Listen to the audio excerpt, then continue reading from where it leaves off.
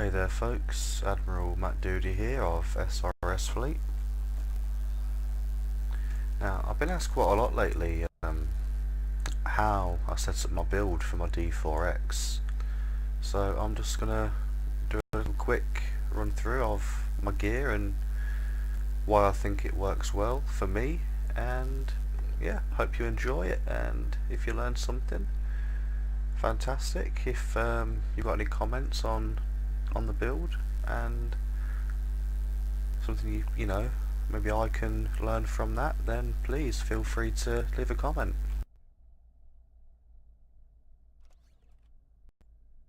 Okay, so starting off with I'm going to go through the gear first. Now I'm running your standard disruptor build. Basically, you know, I've got the Terran Reputation cannon, which is fantastic, I think, because the lower in health your enemy is, or your target, the more damage it does. I'm also running the just standard fleet crit D3, crit D damage 3 dual heavy cannons here as well,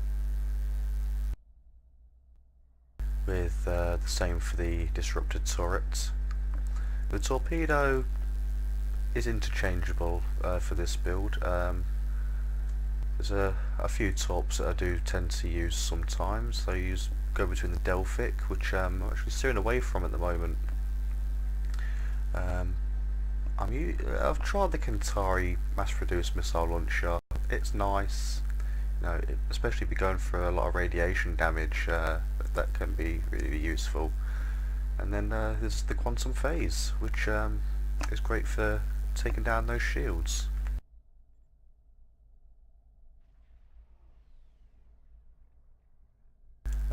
I'm in the process of taking away the Delta reputation set. I was using the Delta 3 piece, but since the new War Games reputations come out, I'm switching over to possibly the 3 piece, or more than likely the 4 piece for that set there. I'm using the prevailing inverted deflector array and engines, although you do get 3 options of each. I find that these 2 are the best ones for my build. I've got these to Epic thanks to the upgrade weekend that we're currently going through. Now let's take a look at why I'm using these. Okay, the increased hull capacity, quite nice. Shield cap, I don't really invest much into shields. I'll come to that a little bit later. Starship stealth, fantastic, especially if you've got a battle cloak like mine. It's really handy. Also handy for detecting cloak ships. Hence why I use attack pattern lambda as well. It gives that a little bit more boost to find those cloaked players in the PvP arenas as well as Karat. This is the main reason I chose this deflector here. It's the plus 40 Starship weapon specialisation. Improves critical hit chance with weapons, so the more shots I shoot at an enemy, the more chance there are of hitting a crit. And with the damage modifiers there, I mean, crit D and damage are pretty much the same thing. On a non-crit, the damage mod is the one that's active. When it's a critical hit, this effectively becomes a damage times 4 modifier on a critical hit. So stacking as much crit as you can, it's only going to help you build. Now, the 2-piece bonus for this so far, again, you get a little bit extra hull capacity, a bit of control expertise, which is good for if you're using a control build, so like tractor beam repulsors or tractor beams or gravity well, it'll improve those. And also adds a little bit of resistance of those, so it'll help you get out of those bridge officer abilities a little bit easier. And again, a little bit more Starship weapon specialisation there. Not a lot, but enough.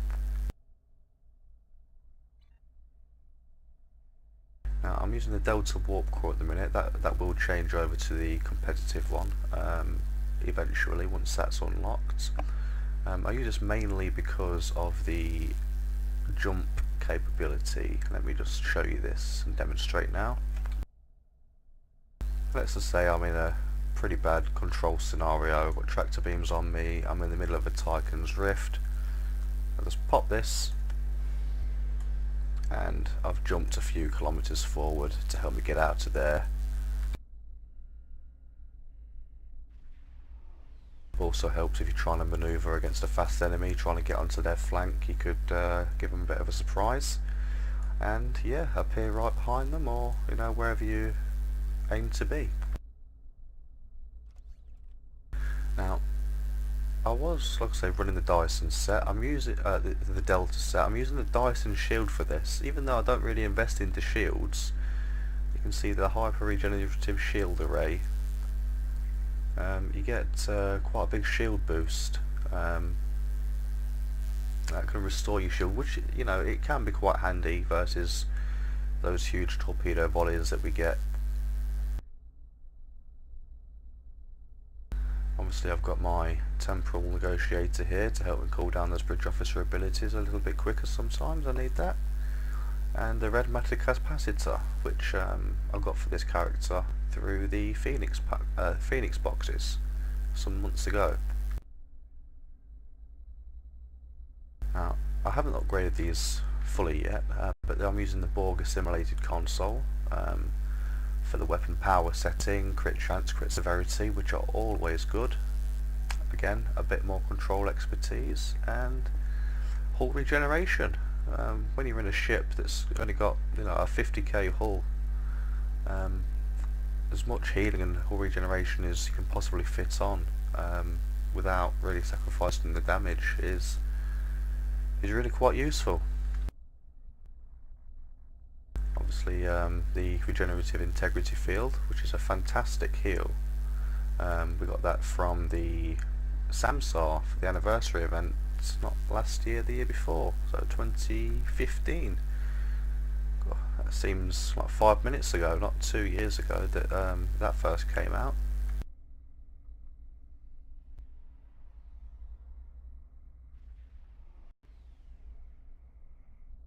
You can see it's got plus 25 all damage resistance rating. That now includes electrical and physical damage.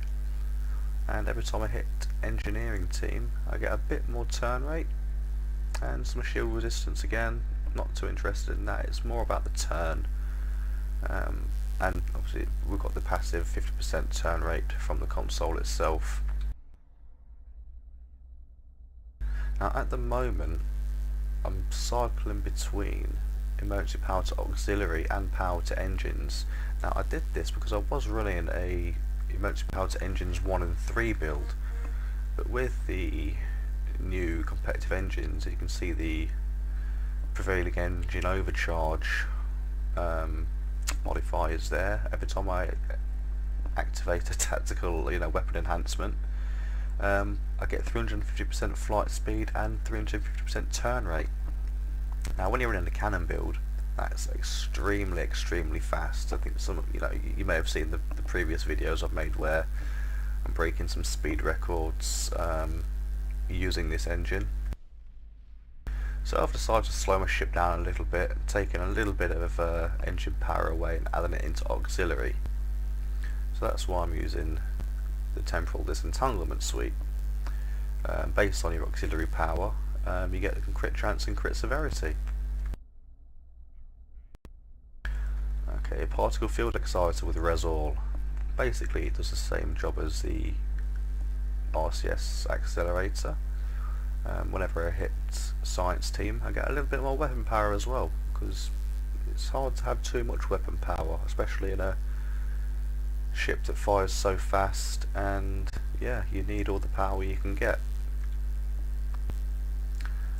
Okay, this one, dynamic power redistributor module. Now it's a lot easier to get for a Klingon character because we can get it from a lockbox. For a Federation, I'm afraid you've got to buy the 23rd century Dreadnought to be able to use and equip this console.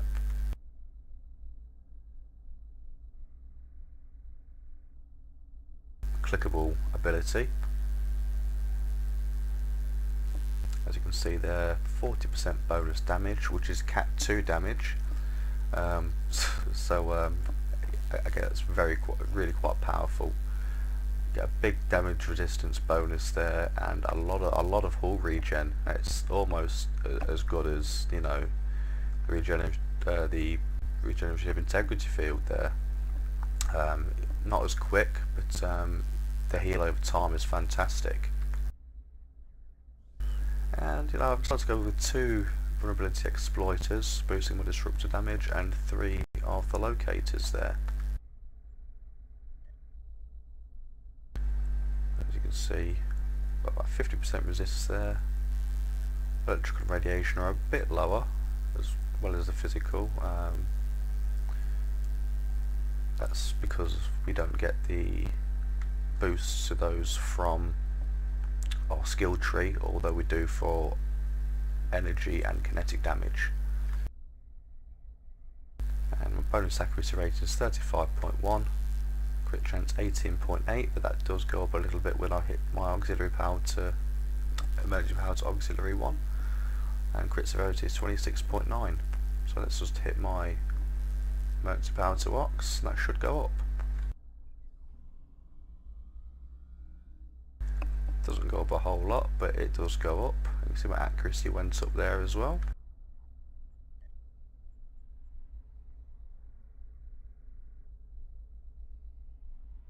Now you get a bonus to damage and accuracy. I'm going to go through my personal traits before we go over to the reputation stuff there.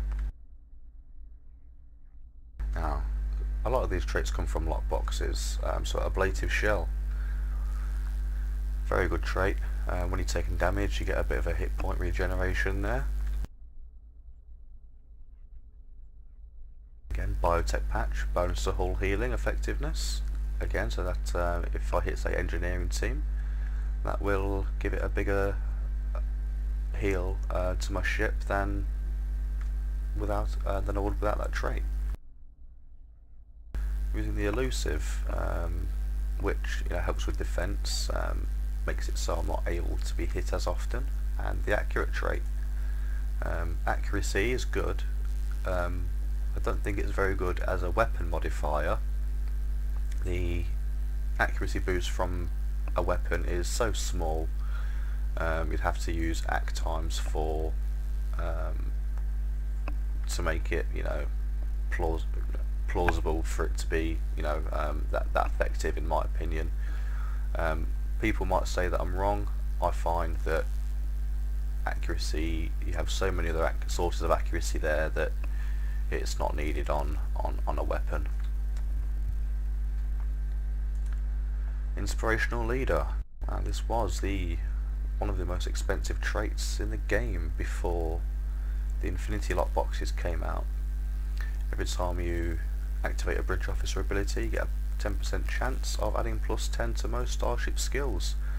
This affects your hull healing, your damage, your damage from your critical weapon specializations. It's just a fantastic trait, and if you don't have it, I recommend you save up, grind out for that trait. It's very good. Again, point blank shot. The closer I am to an enemy, the more damage I do, up to 10% more. It's not a bad little trait to have. Advanced rapid support. Basically, this cools down my tactical fleet by 67%. It'll do the same with engineering fleet or science fleet. I'm not using all hands on deck. I don't have that ship on this character, so that helps my tactical fleet be a little more readily available.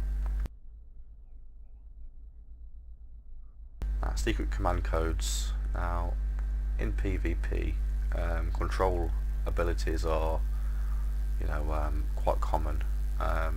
So when I'm being attacked by, say, a tractor beam or gravity well, this will help me resist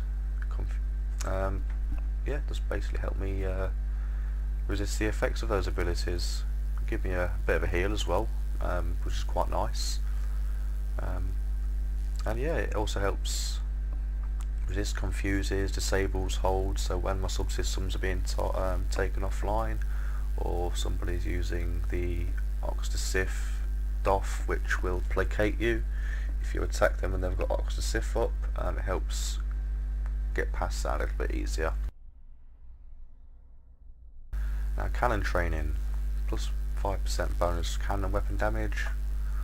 I'm running cannons and a turret. It makes sense that I try and boost that cannon damage as much as possible. And there we go again, techie, plus 20 hull restoration and hull regeneration. So that'll increase my heals and my passive regeneration in and out of combat.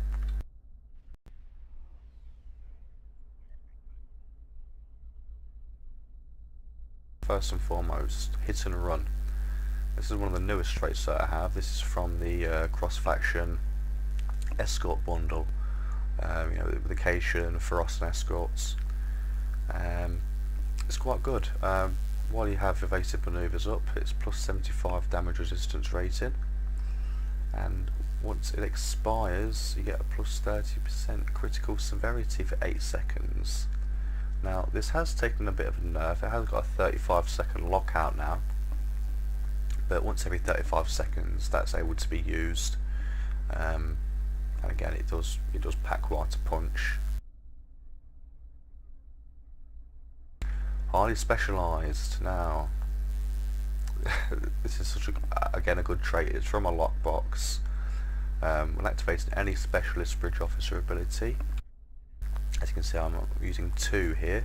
Hold together 1, and attack pattern lambda. That'll give a 5% recharge time on all specialist bridge officer abilities. Now, plus 10 hull restoration, plus 10 starship exotic particle generator, which I'm not expecting to. Certainly, as a tactical captain, I don't, you know, go for that kind of thing. I believe that if you can't kill as a tactical captain with tactical abilities, then you need to reevaluate your game.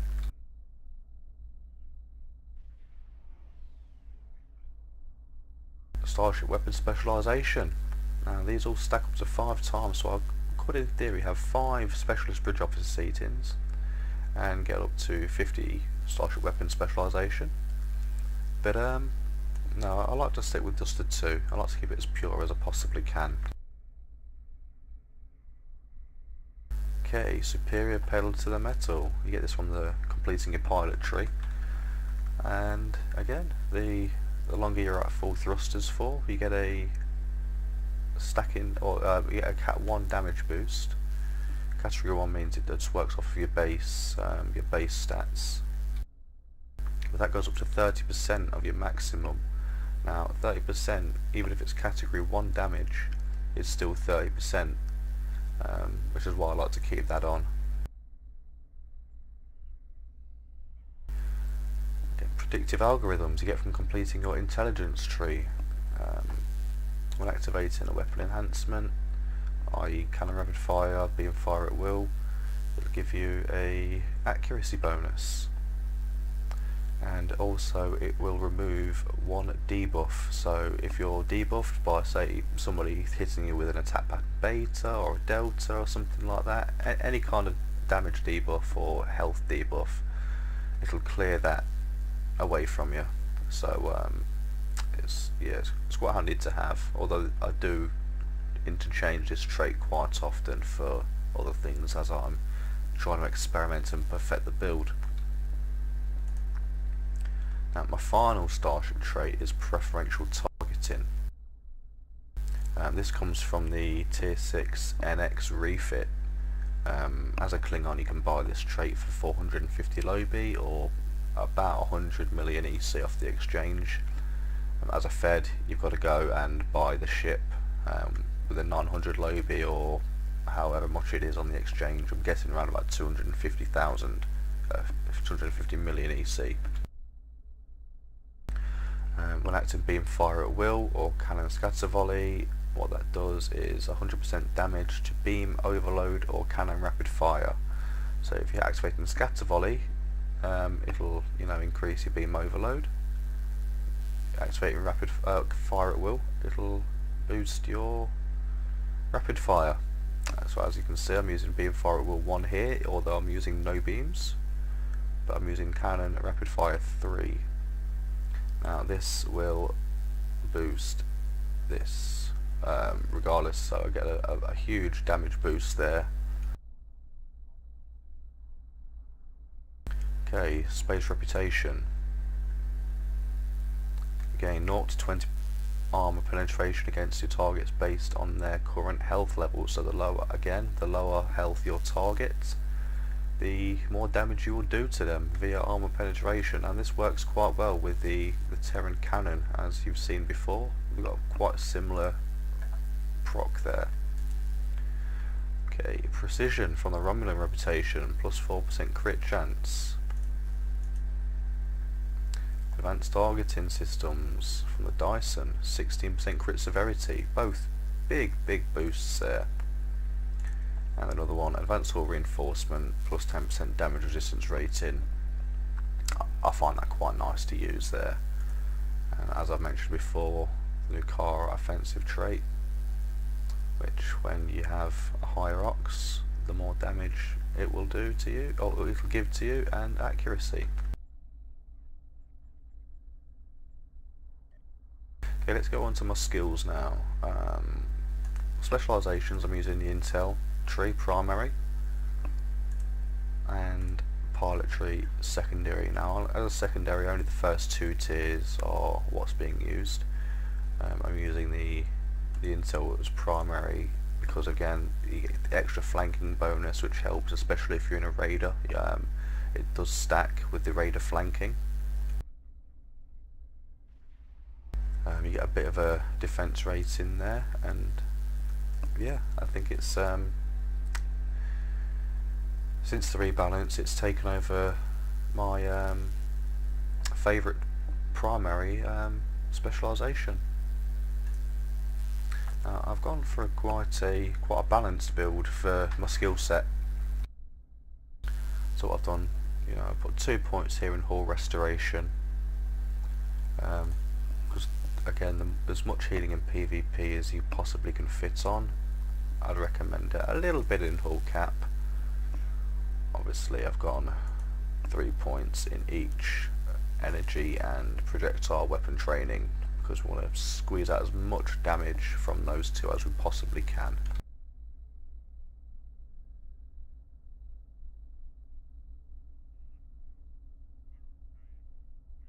Always try and get as much EPS as you possibly can, again without damaging your build, your survivability, your damage too much. Now the essence of a speed score is speed, so I've gone for 3 points in advanced impulse expertise. Trying to again negate the control and train abilities that are being thrown upon me by the enemy players. So I've gone for improved train expertise there and improved control expertise. I've gone for as much targeting as I can. You just get a better accuracy rating, by hitting 3 into there. Accuracy is important, just as I've mentioned before, not so good as a weapon mod, and again defense here.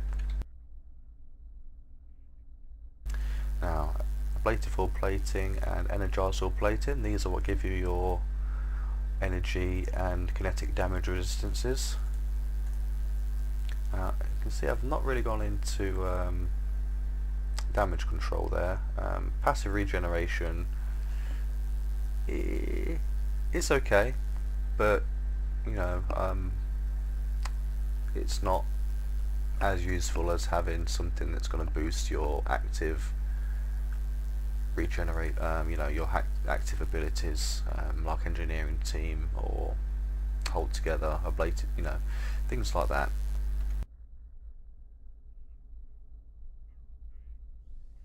Because I'm not too convinced that that actually works. It doesn't show you anywhere in any of your ship stats, as far as I know, that this actually works and is boosted. Now I don't use it at all. I'm a crits I do crit quite often. So until there's confirmation on that, say that your extra crit severity and crit chance are boosted by those, they'll stay as they are. No points in shield hardness or shield regeneration. Again, I don't really invest anything into shields. Okay, offensive subsystem tuning, weapons and engines. Like I say, it's a speed score. It focuses on those two. Long range targeting sensors here. Now, these are for the further away you are from the enemy, up to 10 kilometers, you lose damage. If you're closer, you will have more damage, rather than where if you're 10 kilometers away, right on the edge of your firing area there. So as many points in that as you can possibly get.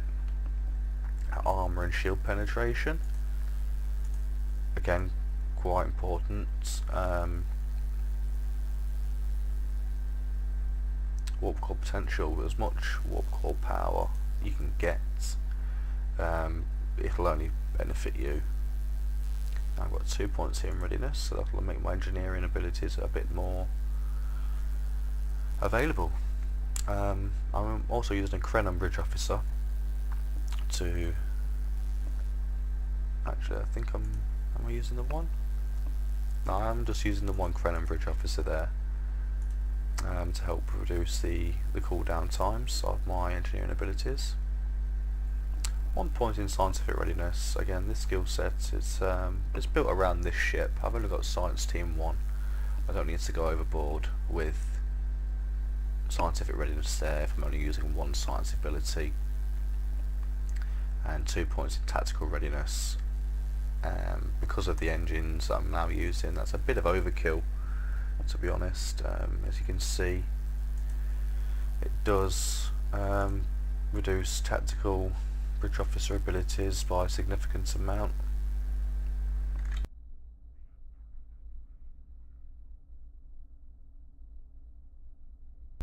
Okay, now duty officers. I'll run through this very quick.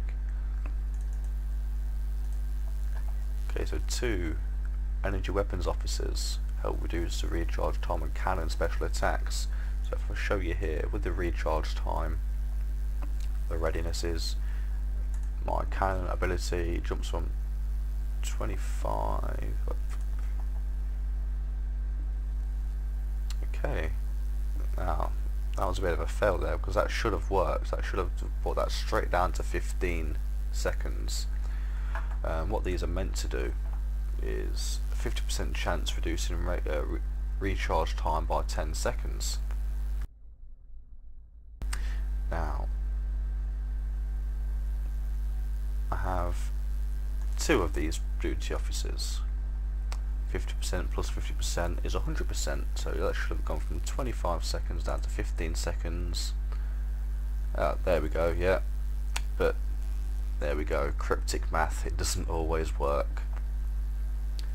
Nicole bridge officer. So it applies a portion of your outgoing damage as healing. When activated, an engineering bridge officer, as you can see I've got 5 here, 4 of which are on constant cycle. You get a 10% chance of the next 10 sources of damage being sent back to yourself as healing. So 20%, yeah. So if I'm hitting 4 engineering bridge officer abilities, that's an 80% chance that 10% of my outgoing damage is just going to come back to me as healing. Again, as much healing as you can get in PvP. Now, the emergency hologram duty officer. When activating emergency power to engines, this completely recharges your evasive maneuvers. So I'm just going to demonstrate that for you here. So what we do is we wait for this to to expire and go back on cooldown. There we go. Hit pound to engines.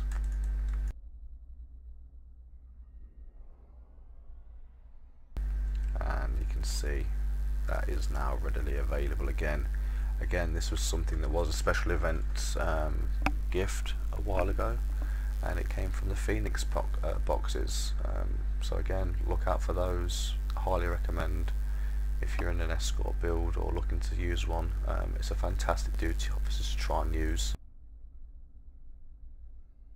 Now, maintenance engineer, recharge the time on your engineering team. It drops it off by a few seconds, but that few seconds from, I think, 24 seconds down to 17 seconds, that 5 seconds difference. 5 seconds can be a long time in PvP. So yeah, it's something I like to keep on. And again, duty officer for Oxygen Damp, when activating Oxygen Damp, it also applies an energy damage resistance as well as the kinetic you get from that bridge officer ability for 23 seconds, and that's, you know, pretty much the duration of that bridge officer ability there. Okay, I think we've pretty much gone through everything so far. Yeah, again, any questions, feel free to message me again. Any advice for me to help me improve my build, please, again, feel free. I'm happy to learn about the game. I'm still learning about the game, as many are. It's a constant learning curve, and tinkering about with this kind of stuff is where I get my enjoyment. So thank you very much for watching, and take care.